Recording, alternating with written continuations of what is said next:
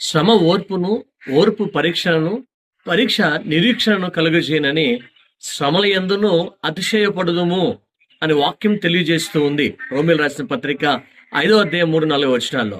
నిజముగా ఈ రోజు నువ్వు పడుతున్న శ్రమ నీకు ఒక అనుభవాన్ని నేర్పిస్తుంది.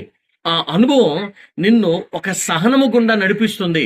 ఆ సహనం నీ జీవితంలో ఒక ఆశను కలిగిస్తుంది. ఆ ఆశే నీ విజయానికి సాధనంగా మారుతోంది. ఈ రోజున నీకు శ్రమ కలిగినప్పుడు ఊరికనే దేవుడు శ్రమలివ్వడు. నేను అభివృద్ధి పరచడానికి దేవుడు శ్రమ నీ ముందర పెడుతూ ఉన్నాడు.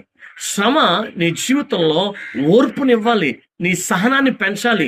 నీకున్న స్థితిని, నీకున్న పరిస్థితుల్లో నువ్వు సహనము కలిగి బ్రతకడం ఎలాగో నేర్చుకునేలాగా ఈ శ్రమ చేస్తుంది. ఆ శ్రమ ఓర్పునిస్తే, ఓర్పు పరీక్షను అంటే అనుభవాన్ని నేర్పిస్తుంది.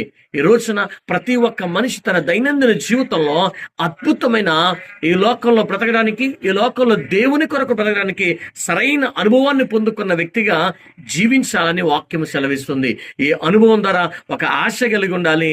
ఆ ఆశ నిన్ను అత్యున్నతమైన స్థితికి పెంచాలి. అట్టి కృప దేవునిలో మాత్రమే ఉన్నది. ఆ కృపను మనం పొందుకుందుము గాక. ఆమేన్.